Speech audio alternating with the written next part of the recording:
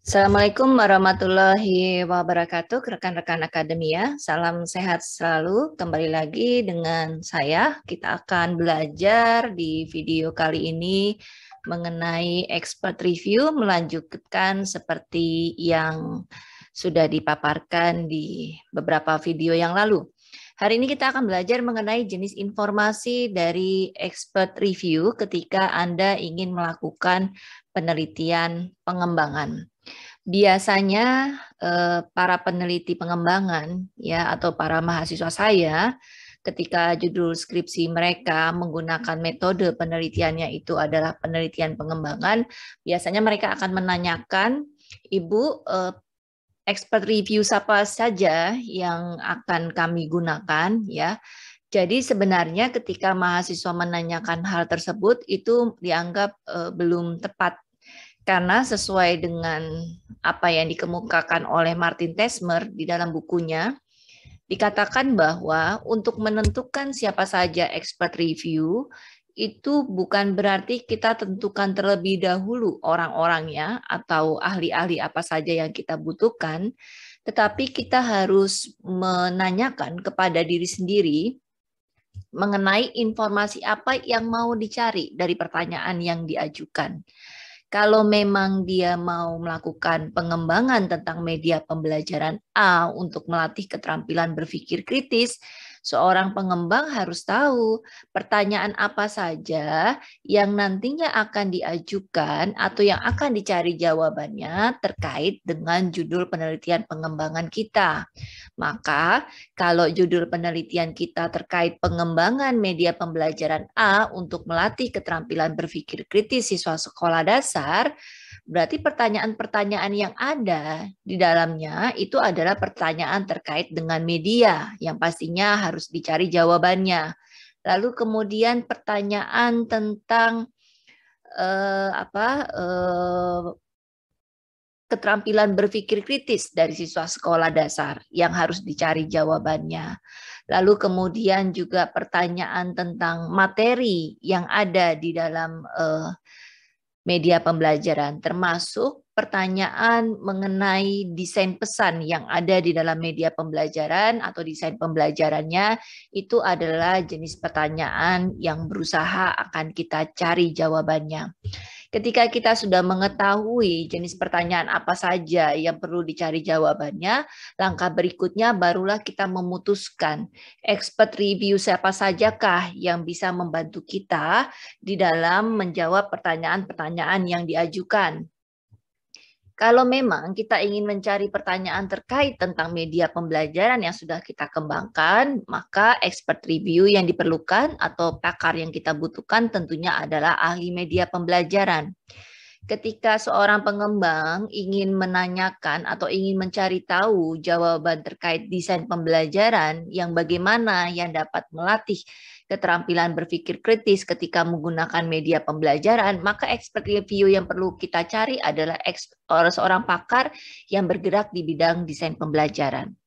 Lalu begitu pula ketika seorang pengembang ingin mencari tahu jawaban terkait tentang materi yang dapat melatih keterampilan berpikir kritis, maka pengembang wajib mencari pakar materi. Jadi semuanya kesimpulannya adalah bukan kita menentukan pakarnya dulu baru kemudian kita membuat pertanyaannya, tetapi terbalik.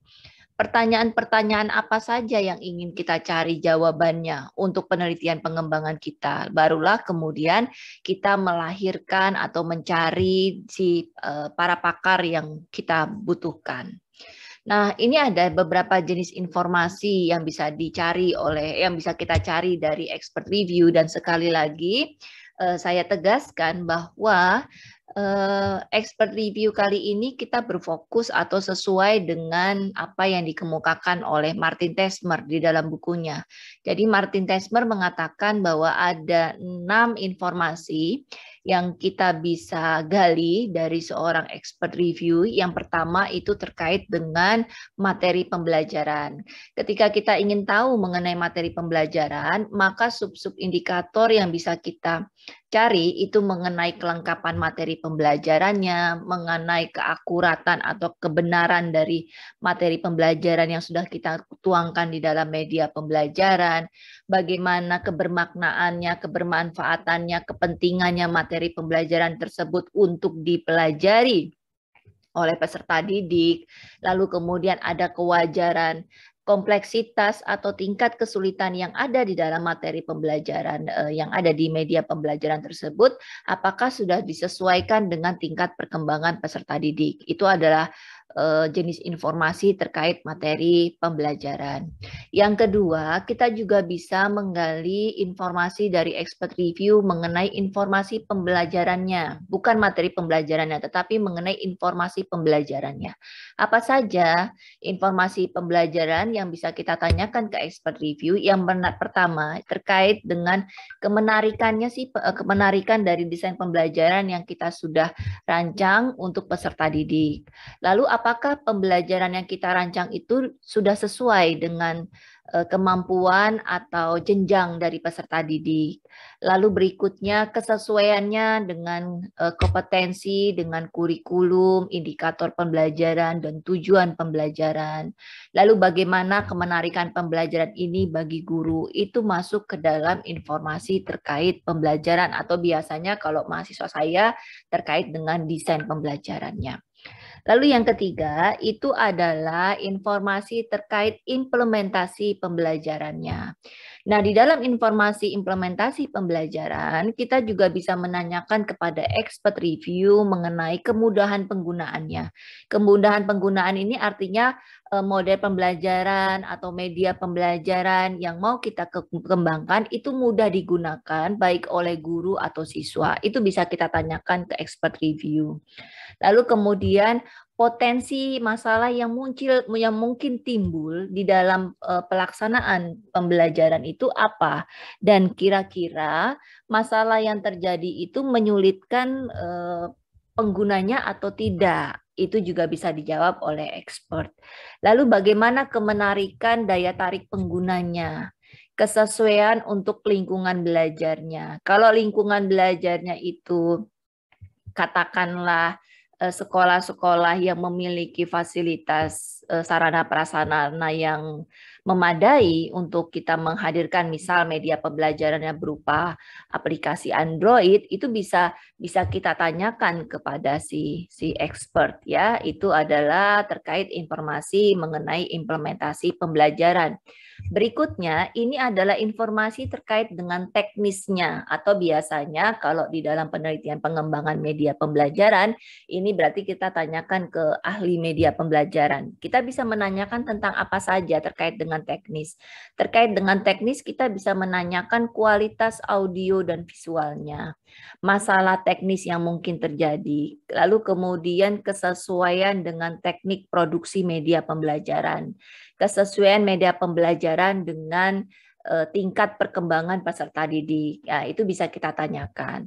Lalu poin nomor 5 yaitu keahlian desainnya ya, artinya bahwa apakah memang media tersebut atau model tersebut itu dibutuhkan dibutuhkan di dalam pembelajaran ya. Bagaimana kejelasan tujuannya, bagaimana kualitas strategi pembelajaran yang sudah dibuat oleh pengembang, apakah itu mampu menghadirkan pembelajaran yang bermakna ketika menggunakan model atau ketika menggunakan media pembelajaran yang ingin dikembangkan.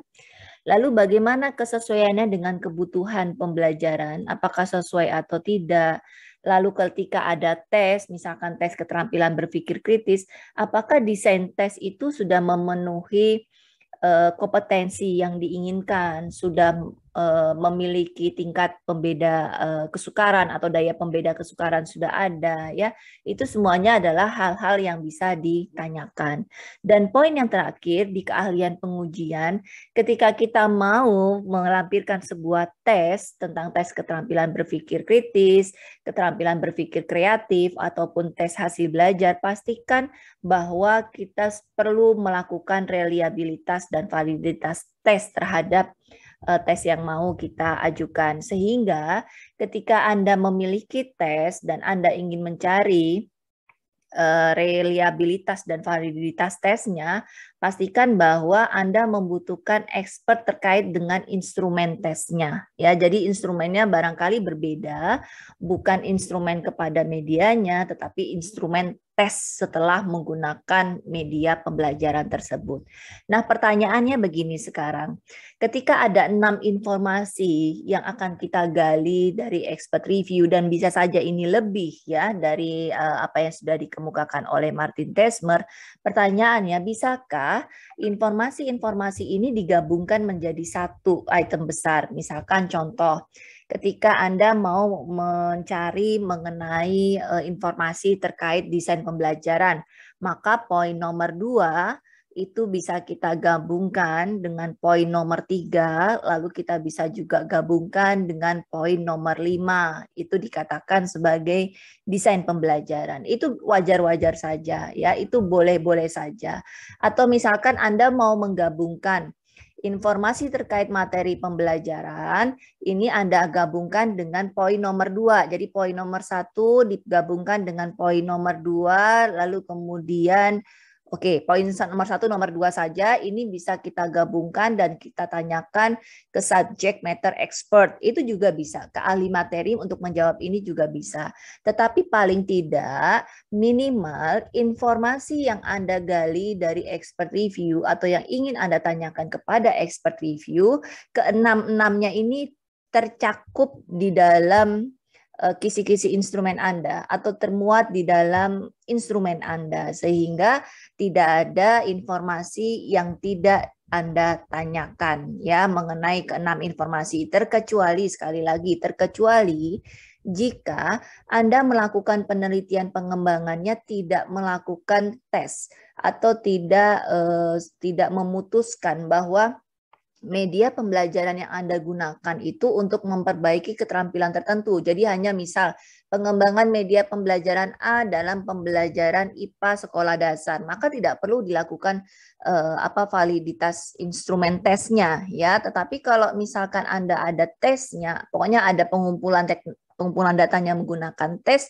sebaiknya ada tentang expert yang menjelaskan tentang kevaliditasan instrumen tersebut. Apakah instrumen itu sudah sesuai mengukur apa yang ingin diukur. Kira-kira begitu video singkat saya pada kali ini. Mudah-mudahan bermanfaat bagi Anda yang sedang melakukan penelitian pengembangan.